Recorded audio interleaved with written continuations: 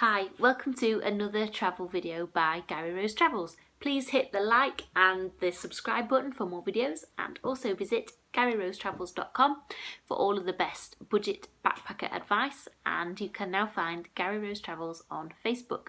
So this post is all about visiting Mawlynnong, which is a village in Meghalaya, and this video is part of my Travel in the Northeast series.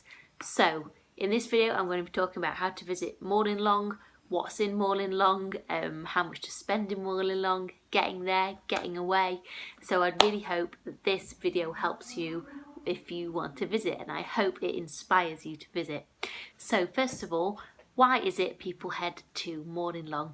So basically, if you know about the Northeast, or you've watched my video, or you've done some research, or you've been inspired by what you've seen on nature documentaries like we were, you will know that the Northeast of India, especially Meghalaya, is home to the famous natural route bridges.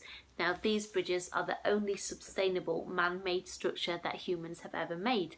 The structure benefits both humans and the trees that make the bridges.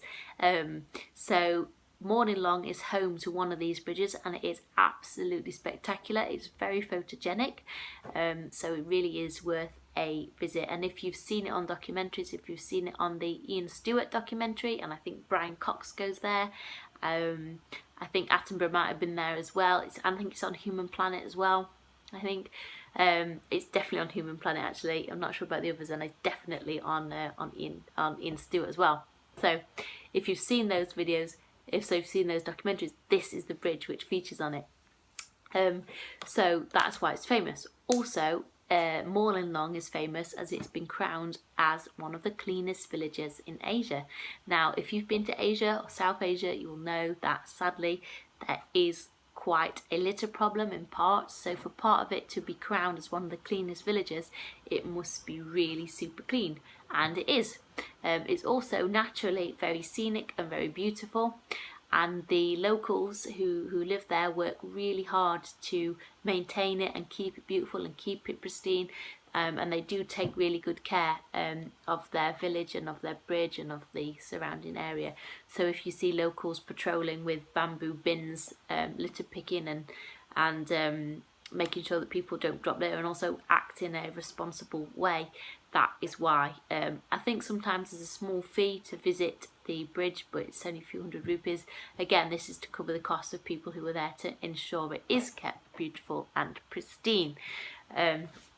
So that is why we like to visit Mawlynnong. This is mainly also for the photography, because as I said, it's very, very photogenic. And if you are into photography, if you're into nature photography, definitely head there. I will talk about photography and the best times to go in a minute. So, costs in Mawlynnong. Now, it is expensive for Westerners, not for Indians, but is expensive for Westerners because we are very often on a tighter budget. We like to travel for a long time, but we have less money.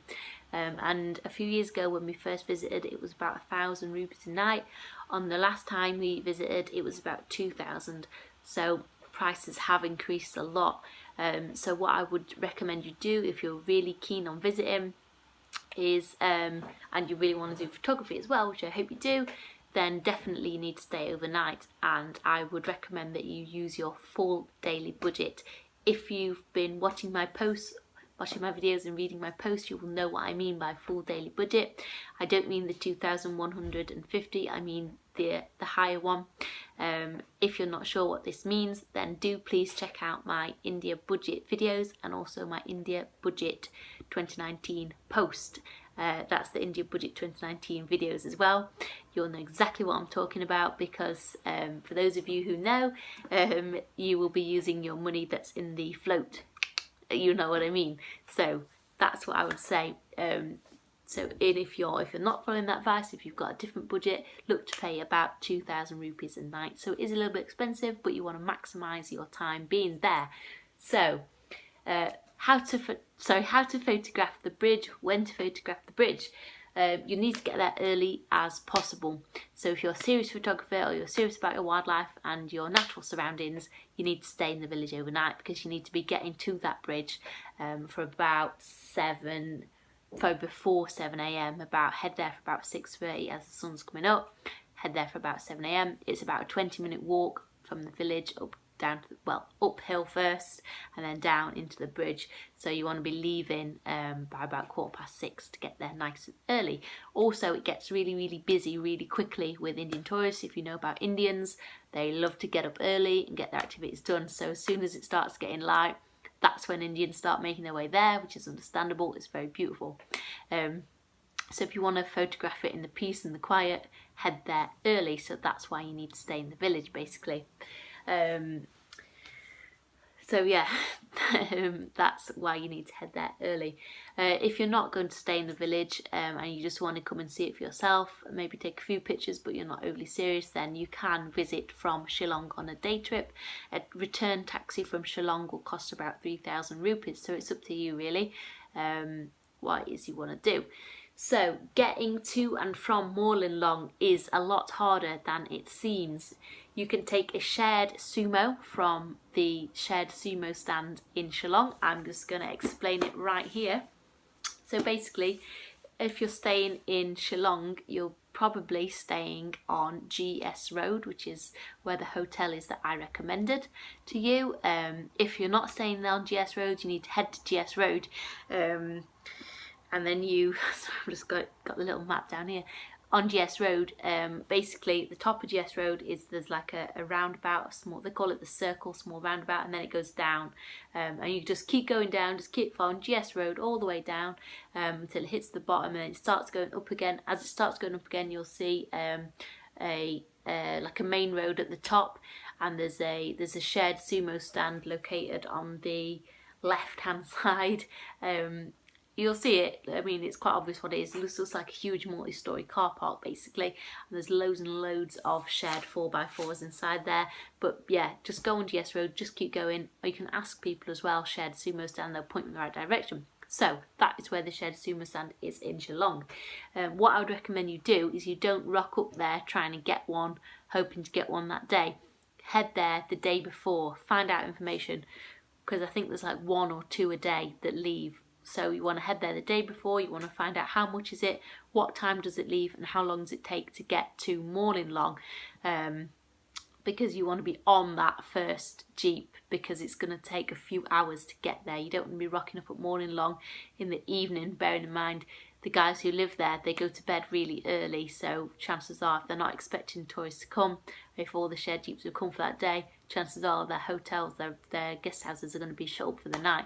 So you want to be heading there early, basically.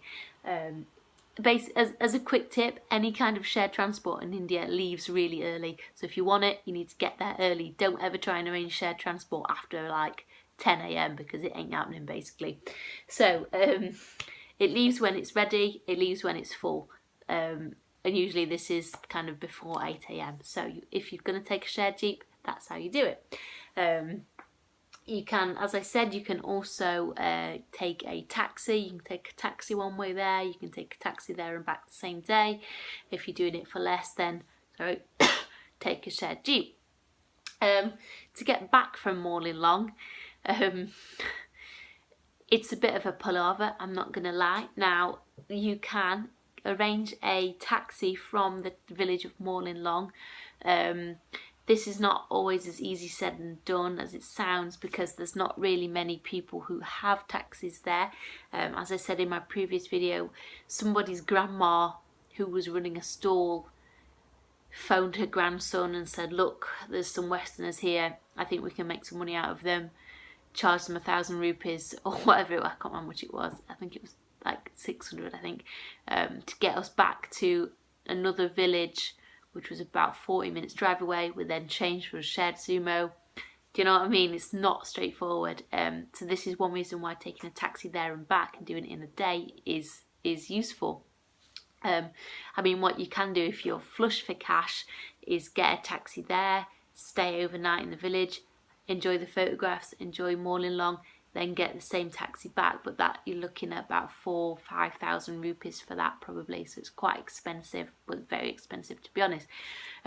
So if you're not going to take a taxi back, what you can do is take a shared sumo from Mawlynnong back to Shillong. However, this this, not these, this, there's one.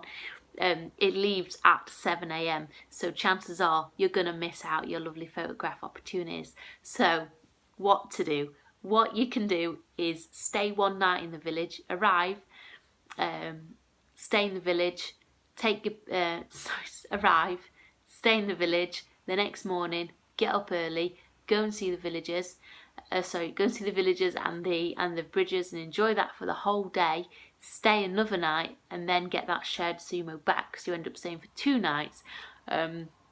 That's another reason you can do it, because if not, you're going to miss that. We missed that sumo before, and then that's how we ended up getting this taxi, basically. So as I said, it's not as easy said and done. The town that it goes to, that the shared sumo goes to, or that the taxi will take you to if you get it from Mawlynnong, is called Chora. Now you can get a shared sumo back to Chora and then change for a shared from Chora to Shillong, or you might be able to stay on that same sumo from Mawlynnong all the way to Shillong, but it's very doubtful, to be honest. Chances are they are only going to go to Chora instead of Shillong, and then you're going to have to change. As you can see, getting around in the northeast is quite difficult. I hope this video has made sense to you, and I hope that it's given you a few ideas on how to visit Mawlynnong. It definitely is worth a visit, especially if you love your photography, especially if you want to see something a little bit different, because it is like walking in a very, very pristine Timotei, you know, Timotei shampoo, when the woman's in the waterfall and she's washing her hair and it's all beautiful and tropical. That's basically how it is in these villages. It's really, really beautiful. However, getting to and from there is hard. So I hope you've enjoyed this video. I hope you've learned something. I hope I haven't waffled on too much, and I will see you next time.